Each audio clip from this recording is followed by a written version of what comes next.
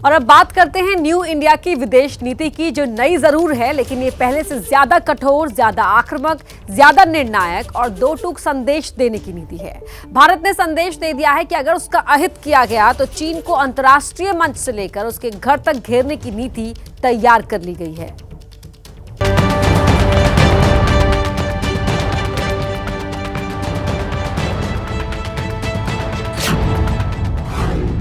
भारत दुनिया के मंच पर उम्मीद का नाम बन गया है। विश्व शक्तियों के बीच संतुलन के नए समीकरणों को साध रहा है नया भारत। ये नरेंद्र मोदी की विदेश नीति का नमूना है। हाथ भी थामेंगे और जरूरत पड़ी तो आंख भी दिखाएंगे। नरेंद्र मोदी की राजनीति की पहचान है इवेंट, लेकिन उनके कुछ कदम बहुत साइलेंट होते हैं। इन दो तस्वीरों में चीन के साथ बात भी है, व्यवहार भी है और चीन की बदनीयती के खिलाफ हुंकार भी है।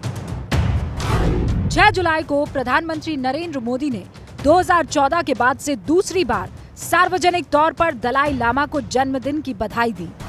ये चीन की वन चाइना नीति को सीधी चुनौती है। 6 जुलाई को मोदी चीन को चुनौती देते हैं और अगले ही दिन इंडोनेशिया में G20 देशों के विदेश मंत्रियों की बैठक में पहुंचे उनके विदेश मंत्री चीन के साथ बातचीत आगे बढ़ाने की भूमिका तैयार करते हैं।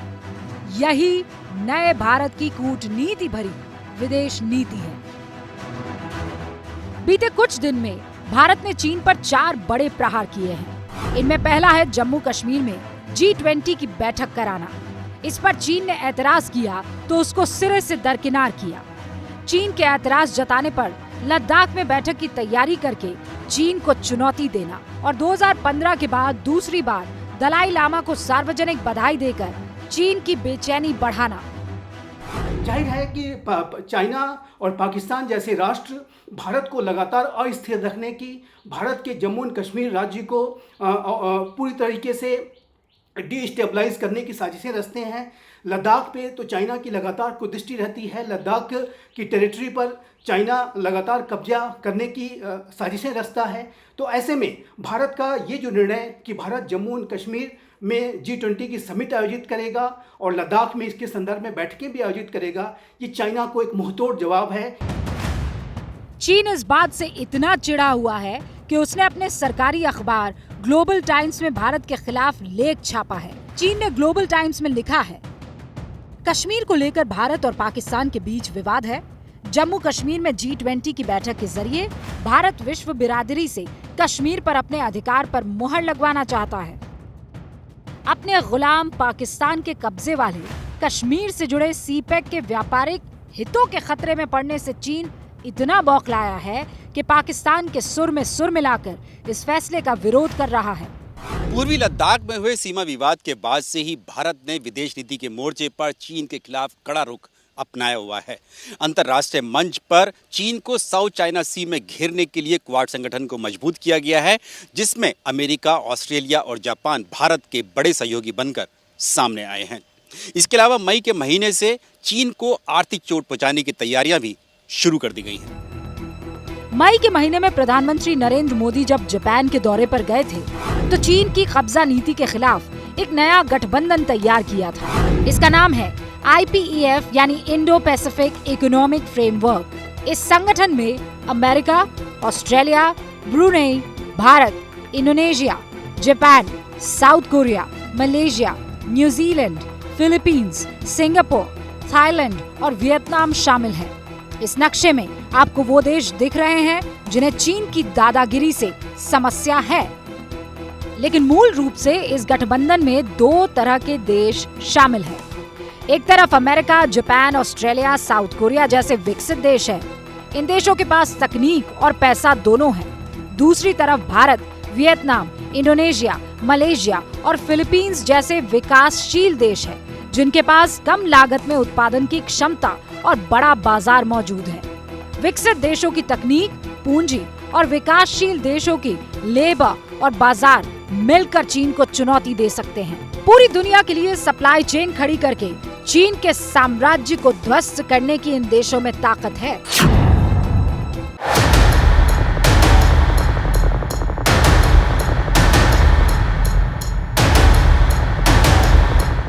चीन ने दुनिया को महामारी की आग में झोंका, पूरी दुनिया में लॉकडाउन लगाकर आर्थिक युद्ध थोपा।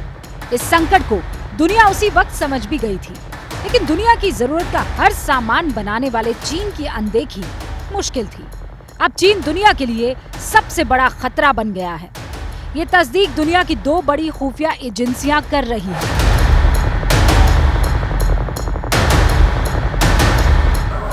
दुनिया की 2 सबसे हुनरमंद और काबिल एजेंसियों के सर्वे सर्वा ये हैं केन मैककुलम, जो ब्रिटेन की MI5 खुफिया एजेंसी के डायरेक्टर जनरल हैं, और दूसरे हैं क्रिस्टोफर रे, जो अमेरिका की सबसे बड़ी जांच एजेंसी और राष्ट्रीय सुरक्षा देखने वाली FBI के डायरेक्टर हैं, जो कभी दुनिया के सामने अपनी पहचान उजागर नहीं करते, लेकिन खतरा देखते हुए इन्हें ऐसा करना पड़ा। The most game-changing challenge we face comes from the Chinese Communist Party. It's covertly applying pressure across the globe. This might feel abstract, but it's real and it's pressing.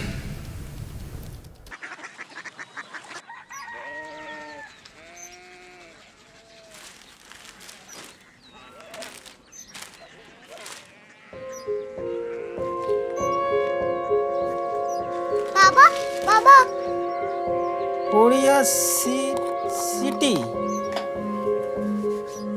जानी ना।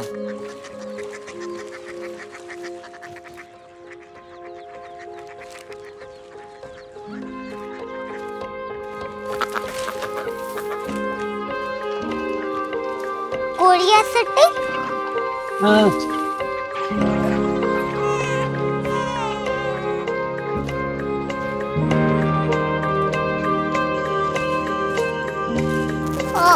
कोरिया सिटी कहाँ पे है? शहर अंग्रेजी लगे हैं।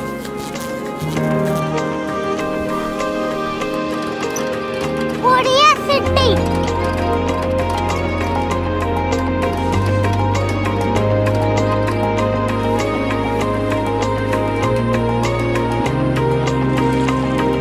वो बहुत दूर है।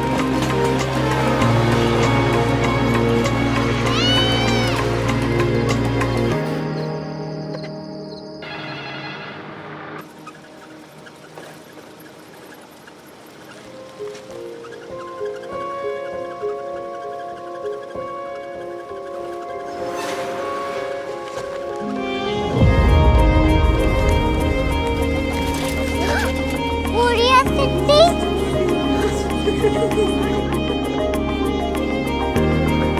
दुनिया को नहीं, कुछ लोग बड़े होते हैं। कोरिया सिटी कहाँ है? प्रोफेसर साहब को पता होगा। हो, ये छोटा वाला ग्लोब लगता है और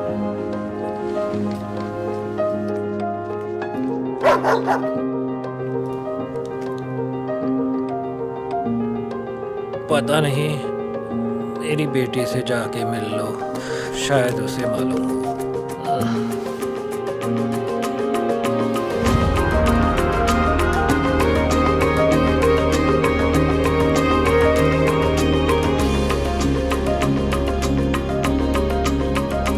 हाय, बाबा ने भेजा है। Come here. Korea city? Korea city नहीं, क्यूरियोसिटी। वो क्या? That's what brought you here? जो तुम्हें यहाँ तक ले आया। क्यूरियोसिटी।